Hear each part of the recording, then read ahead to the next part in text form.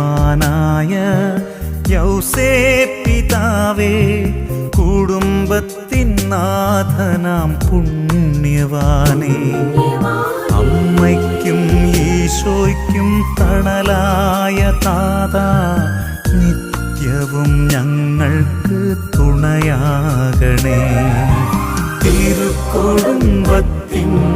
പാലകനേ, തിരുസഭയുടെ സൽപിതാവേ, ഞങ്ങൾക്കായെന്നും പ്രാർത്ഥിക്കണേ.